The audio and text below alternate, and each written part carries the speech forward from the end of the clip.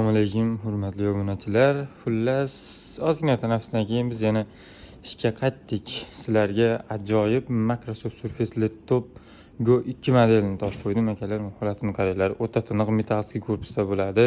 Face ID ekran sensor, 2K ekranlilarini aytmay qo'yraman. Hop, 16 GB operativ, 256 GB SSD xotira. Prosessorimiz Core i5 11-avlod.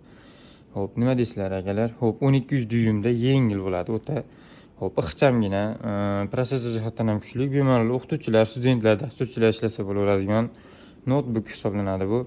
Hop, akalar, buni narxi atigi $290 chiqadi. Hop, o'zini original zaryadchilari bor.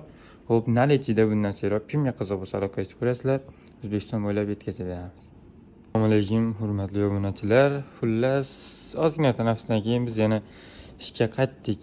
Sizlarga ajoyib Microsoft Surface Laptop Go 2 modelini topib qo'ydim akalar. Holatini qaranglar. O'ta tiniq metallski korpusda bo'ladi. Face ID ekran sensor, 2K ekranlilarini aytmay qo'yraman. Hop, 16 GB operativ, 256 GB SSD xotira. Prosessorimiz Core i5 11-avlod. Hop, nima deysizlar akalar? Hop, 12 dyuymda yengil bo'ladi. O'ta hop, ixchamgina, prosessor jihatdan ham kuchli, bemalol o'qituvchilar, studentlar, dasturchilar ishlasa bo'laveradigan notebook hisoblanadi bu. Hop, akalar, buni narxi atigi $290 chiqadi. Hop, o'zini original zaryadchilari bor. Hop, nalichida bundan seroq kimga qiziq bo'lsa aloqa ko'rasizlar. O'zbekiston bo'ylab yetkazib beramiz.